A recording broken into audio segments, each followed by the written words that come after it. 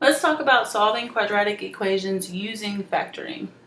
There are 5 major types of factoring. We have greatest common factor, difference of squares, trinomials, grouping, and sum or difference of cubes.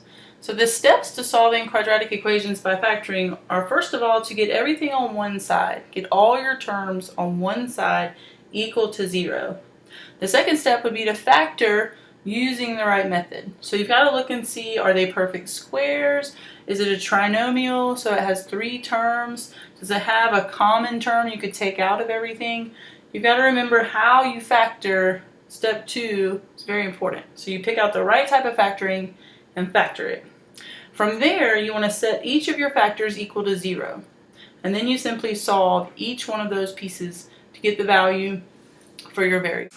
So let's look at 2 examples here. Example 1 is 2x squared plus 13x plus 15 is equal to 0. I can see that this is already on one side of my equation. It's in standard form.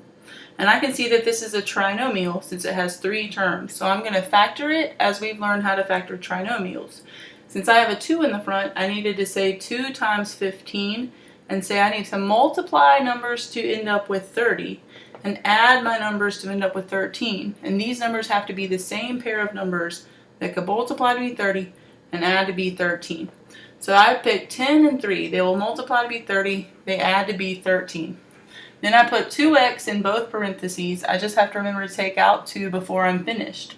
So I have 2x plus 10 and 2x plus 3. I divide the one by 2 that would divide evenly by 2 to get rid of that extra 2 that I put in there. Now I have my factors, x plus 5 and 2x plus 3. I'm still bringing down the equal 0 part because in this unit we're solving, we're not just factoring the expression. So the equal 0 part reminds you that you're not finished yet. You keep going until you have solved for x. So I set x plus 5 is equal to 0. If I subtract 5 from both sides, I get x equals negative 5. I set 2x plus 3 equal to 0. I subtract 3 from both sides. I have 2x equals negative 3. Divide both sides by 2. So I get x equals negative 3 over 2 and x equals negative 5. So I have 2 solutions, 2 roots, 2 zeros. They all mean the same thing. For example 2, I have x squared equals 4. So I need to get everything on one side. So I want to keep x squared positive. So I subtract the 4. So I end up with x squared minus 4 equals 0. I notice this is not a trinomial, but instead it's a difference of 2 squares. X squared is a perfect square variable, and 4 is a perfect square number. So I can factor it as a difference of squares, so I get x plus 2 and x minus 2. Still bringing down equals 0, so I remember to solve and not just factor. X plus 2, I need to set that one equal to 0. X minus 2, I set that one equal to 0. I would subtract 2 on this side, so x equals negative 2, and I add 2 over here. So I end up with x squared, x equals negative 2, and x equals positive 2.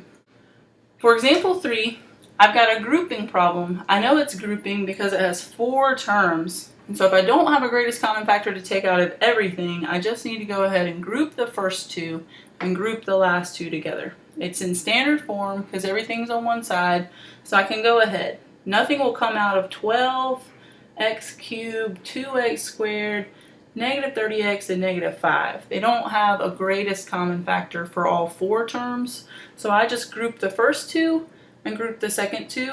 And I take the greatest common factor out of each pair. So 2x squared comes out and 6x plus 1 is left over. Negative 5 comes out and 6x plus 1 is left over.